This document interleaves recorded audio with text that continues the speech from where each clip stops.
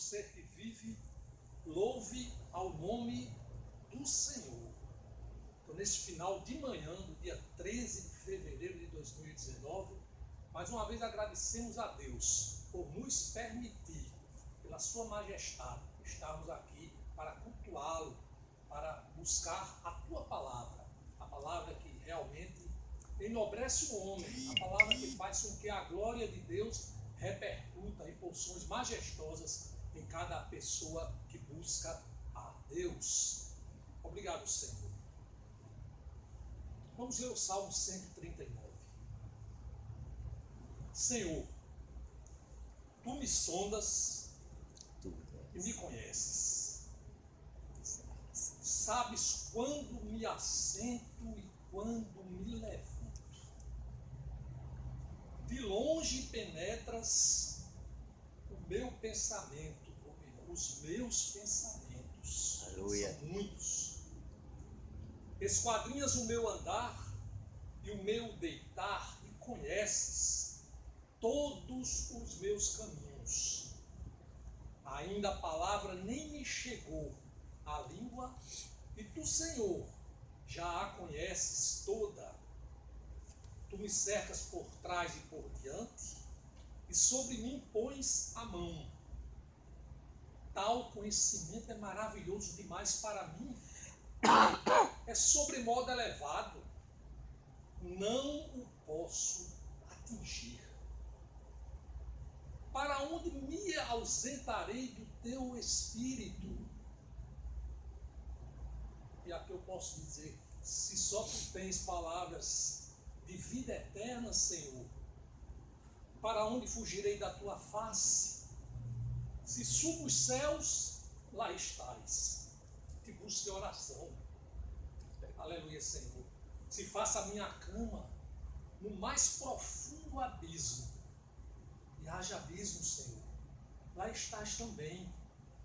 Se tomo as asas da alvorada, da manhã, da alva, e me detenho nos confins dos mares, ainda lá me haverá de guiar a tua mão, e a tua destra me susterá. Se eu digo, as trevas com efeito me encobrirão, e a luz ao redor de mim se fará noite, até as próprias trevas não te serão escuras. As trevas e a luz são a mesma coisa, no sentido de que a tua luz tira as trevas do cenário. Pois tu formaste o meu interior, tu me teceste no seio de minha mão. Que coisa linda. Tu formaste o meu interior, tu me teceste no seio de minha mão. Graças te dou, visto que por modo assombrosamente maravilhoso me formaste. Veja bem, isso aqui já podemos dizer que isso é uma apologia contra o aborto. Isso é uma apologia contra a mentira de que a mulher tem poder sobre o seu corpo, porque Deus é que nos formou. Será que alguém pensa que foi feito do ventre? Foi formado por Deus. Aleluia, Senhor. As tuas obras são admiráveis e a minha alma o sabe muito bem. Os meus ossos não te foram cobertos, quando no oculto eu fui formado, olha lá, e entretecido como nas profundezas da terra. Os teus olhos me viram a substância ainda informe. Ou seja, os olhos de Deus, Deus que me fez, os olhos de Deus me viram a substância ainda sem forma. Mais uma vez aí a apologia contra aqueles que pensam, ou que tentam assassinar inocentes. Cada um deles, sim, no teu livro foram escritos todos os meus dias. Cada um deles escrito e determinado, quando nenhum deles havia ainda. Que precioso para mim, ó Deus, são os teus pensamentos. Como é grande a soma dele, os teus pensamentos. se os contasse, excedem os grãos de areia. Que majestade, né? Aleluia. Que majestade. Contaria e contaria sem jamais chegar ao fim. Aleluia, Senhor. E aqui há uma parte de imprecatório que diz assim: tomar, ó Deus, desses cabo do perverso, apartai-os, pois, de mim, homens de sangue. Eles se rebelam insidiosamente contra ti, como teus inimigos falam malícia. Não aborreço eu, Senhor, os que te aborrecem, e não abomino os que contra ti se levantam. Aborreço-os com óleo consumado, para mim são inimigos de fato. E aí o salmista Davi, ele encerra dizendo assim, que é o Salmo 139, aqui no verso 23, assim como ele começou, ele diz: sonda-me, ó Deus, e conhece o meu coração, prova-me e conhece os meus pensamentos.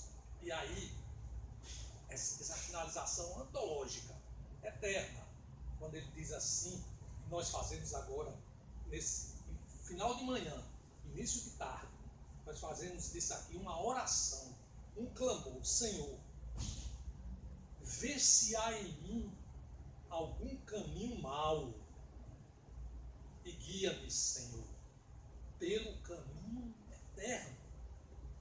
E aí, irmão, como nós temos dito, porque assim Jesus nos disse, nos ensinou, nós vivemos para glorificar a Deus, nós vivemos para a eternidade, porque aqui somos apenas passageiros, somos apenas pessoas que estão vivendo a vida digna que Deus deu, mas apenas como passagem, porque a nossa vida é a eternidade. E glória a Deus por isso. Irmãos, que salmo maravilhoso, né? Que lição nós aprendemos daqui sobre a majestade de Deus.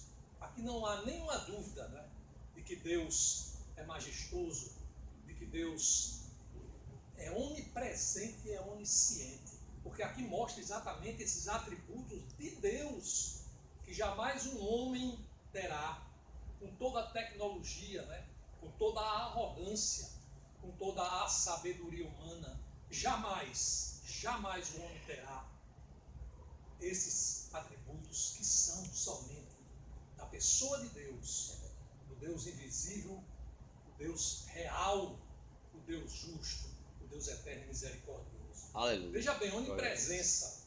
Algum homem é onipresente? Onisciência. Algum homem é onisciente? Dizer isso é até heresia. O fato de dizer, mas nós sabemos que Deus tem esses atributos. Deus é bom. Ele nos comunica um atributo maravilhoso. Nós é que muitas vezes não compreendemos, não percebemos, não queremos, ou somos orgulhosos, arrogantes, e nisso não construímos nada, porque zombar de Deus é terrível. A ira de Deus é terrível, a ira santa, porque Ele é santo. Então a santidade, esse atributo que Deus concede aos homens, olha que coisa linda. Esse eu quero ser santo. Por isso que nós vivemos, quando nos convertemos, eu não vou cansar de dizer, nós vivemos em processo de santificação, dia após dia, manhã após manhã, noite após noite. E o alvo é Jesus Cristo, o alvo é a glória de Deus. Vê que coisa maravilhosa, irmão. Nós temos um processo de santificação. E uma pessoa me disse: mas, Alfredo, você se considera santo, isso é muita arrogância. Não. Arrogância, né, destempero mesmo espiritual, é você ser convertido e não querer a santidade. A santidade é um processo. Jamais o homem conseguirá esse atributo divino, né, no absoluto. Por quê? Não é isso que Deus faz para que nós não sejamos exatamente arrogantes. Nós não seremos jamais como Deus. Nós somos feitos à semelhança dele. Nós não somos idênticos. Seria uma heresia, né, dizer que nós somos idênticos a Deus. Mas veja bem que coisa interessante. Quando diz a santificação, e a gente sabe, a santificação não é dizer que o homem não tem pecado. O homem é pecador, mas ele vive o processo de santificação, desde que ele aceitou Jesus, desde que ele segue os passos do Mestre. Agora Jesus sim é o santo Deus Santo, esteve na terra conosco, está à direita do Pai, e hoje o Espírito Santo, o Consolador, nos abriga, e glória a Deus por isso. Veja bem, irmãos, então nesse sentido da onisciência e da onipotência, e falando se o homem, né, tem qual o espaço que o homem tem para poder exercer as suas vontades, que é aí onde eu quero chegar, eu quero dizer que existe um chamado livre-arbítrio. Esse é um tema de profunda dificuldade, que a gente sabe que desde a reforma, desde há mais de 500 anos, que se discute, e bem antes, né, se discute essa questão do livre-arbítrio. Se o homem não tem vontade própria, e a vontade é unicamente de Deus, já que Deus fez todas as coisas e sobre ele está toda a criação, ou se o homem tem espaço para poder escolher, para fazer escolhas. Claro e evidentemente que não vamos tratar aqui desse tema com a profundidade, discussão, tal. Não é isso. Nós estamos aqui para trazer a palavra de hoje, e bem claramente eu quero dizer o seguinte: independente dos que pensam o contrário, nós respeitamos, independente do que pensa a favor também, que nós respeitamos, porque aqui não é a questão de ser a favor, ao contrário, mas é exteriorizar o que a palavra de Deus nos faz compreender. Veja bem aqui, vamos lá para Gênesis. Olha aqui, ó, Gênesis, no comecinho da Bíblia. Eu estou passando a primeira página, né? A segunda página, que na verdade a folha primeira, ó. E nós vamos aqui no capítulo 2 de Gênesis, no versículo 15, diz assim, ó.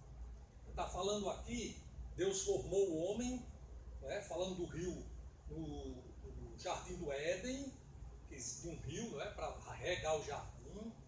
E vamos falando aqui, Deus, o escritor de Gênesis vai falando, Moisés, e ele diz assim, ó, versículo 15, capítulo 2: tomou, pois, o Senhor Deus ao homem e o colocou no jardim do Éden para o cultivar e o guardar. Que incumbência maravilhosa dada por Deus. Deus nos dá incumbência todos os dias. E o Senhor Deus lhe deu esta ordem. Olha lá, a ordem de Deus: de toda a árvore do jardim comerás livremente, mas da árvore do conhecimento do bem e do mal não comerás, porque no dia em que dela comeres, certamente morrerás. Olha aí o livre-arbítrio. O livre-arbítrio nasceu aí. Ou seja, Deus permitiu que o homem escolhesse entre o bem e o mal. O que estava em jogo era a desobediência, ou a obediência, né? Pela visão de Deus, ele queria a obediência. Mas o homem, pelo seu livre-arbítrio, pela sua vontade, ele escolheu desobedecer a Deus. E por esse ato insano, esse ato do livre-arbítrio, hoje toda a humanidade, hoje não, depois daqui, até agora, até o final, até a volta de Jesus, toda a humanidade paga pelo pecado da desobediência, o que chamam por aí de pecado original. Então veja bem, há um livre-arbítrio, há um espaço em que Deus permitiu que o homem, né, escolhesse seguir ou bem ou mal. Se formos lá em Mateus, nós vamos ver em Mateus 7, nós vamos encontrar que Jesus fala em seu discurso, né, no monte, o sermão do monte, depois das bem-aventuranças, ele finalizando o sermão do monte, ele fala sobre as duas entradas, né, sobre a porta estreita e sobre a porta larga. Espaçoso é o caminho que conduz para a perdição. Vai lá em Mateus 7, 13 e 14. Estreita é a porta, apertado o caminho que conduz para a vida, e são poucos os que acertam com ela. Então, se são poucos os que acertam, mais uma vez nós estamos vendo aí o livre-arbítrio. A porta está lá, a porta aberta, que é o mundo. A porta estreita para a vida, que é Jesus. Então, poucos acertam a porta Jesus, mas acertam o mundo. Então, é uma questão de escolha também. É uma questão de escolha. E no final desse mesmo capítulo 7, do evangelista Mateus, nós vamos ver aqui que, falando sobre dois fundamentos, diz o escritor, Mateus, o evangelista, ele diz, todo aquele, Jesus falando, né? Todo aquele que ouve estas minhas palavras e as pratica, será como um homem, comparado a um homem prudente, que edificou sua casa sobre a rocha. E todos os irmãos que conhecem essa parte, que é o versículo 24 até o 27, vai falar sobre a ruína, né? Quem constrói a casa na areia, ou seja, com base no mundo, mas que constrói a casa com base na rocha, e a rocha é Jesus. Esse aí está praticando a palavra, esse aí não será arruinado, né? Esse aí estará na glória de Deus. Veja aqui mais uma vez, e as pratica. O que significa? E as pratica significa exatamente que ele tem, não é? Esse espaço para praticar ou não praticar. E aí nós vamos ver mais uma vez essa questão do livre-arbítrio. É verdade que diz que o Senhor sabe todos os nossos caminhos, o próprio Salmo agora diz que Jesus já escreveu todos os nossos caminhos. Mas agora eu vou usar aqui de empréstimo, né, um ensinamento que o pastor Glauber Manfredini tem um curso que ele faz, ele é pastor lá no Japão, na Igreja Batista Reformada no Japão. Eu tive a oportunidade de ver, assistir um vídeo dele, e ele falava sobre essa questão, como responder esse aparente paradoxo. Se Deus tem o controle sobre tudo, como é que o homem vai ter escolha? Não é verdade? Mas vamos fazer assim rapidamente um desenho para concluir a palavra de hoje. E ele assim disse, você imagine assim como se fosse, aqui é um quadro negro, né? Imagine se eu desenhasse aqui uma roda, certo? Uma circunferência. E no meio dela eu fizesse outra roda bem pequena, bem menor. Imagine que Deus está sob esse espectro da roda maior. Aqui é Deus, o agir de Deus. E aqui nesse espaçozinho concedido por Deus, esse pequeno espaço ínfimo, porque na verdade é ínfimo, o nosso arbítrio é ínfimo, a dimensão do nosso querer é muito pequena, não dá nem para a gente aquilatar. Isso é a questão do sobrenatural de Deus. Mas tem um espaço para você fazer a sua escolha. Então, compreenda que a sua escolha, certo? Por mais que seja sua, ela está inserida no que Deus já escolheu. É incrível isso, né, irmão? Compreender essas coisas espirituais. E aí você pode compreender, não é verdade, de uma forma pacífica, esse aparente paradoxo. E graças a Deus, Deus fala aos seus filhos. E eu também pude compreender que há essa harmonia de que Deus é responsável por tudo, Deus está no controle de tudo, mas Deus dá aos seus filhos, né, um espaço para que eles possam escolher. E a pessoa vai dizer, mas por que ele não faz só escolher o bem? Essa pergunta eu fiz quando eu não era crente. Eu perguntei a uma pessoa, caminhando com ela na praia, eu disse, mas Deus devia ser um ditador do bem. Ele devia ter um ditador do bem. Um ditador do bem, ou seja, dizer, só fazer o bem. Mas isso aí é um mistério de Deus. Então vá brigar com Deus, para dizer, Deus, faça a minha vontade, não a tua. Que coisa maravilhosa, irmão. Então veja bem, dentro desse espectro de podermos escolher, nós escolhemos. Mas numa outra pregação, nós podemos nos aprofundar mais sobre isso. Mas o que importa aqui é sabermos que hoje, o nosso agir, qualquer das coisas que nós façamos hoje, certo? Nós devemos escolher aquilo que importa para Deus, aquilo que Jesus nos quer para que nós façamos, que quer que nós façamos.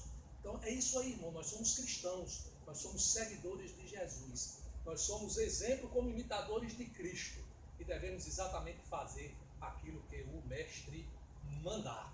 Agradecemos a Deus por isso, por essa reflexão. Continuaremos, se Deus quiser, na próxima semana, agradecendo a Deus e dizendo, todo ser que vive, louve o nome do Senhor. Obrigado, Jesus. Amém, amém.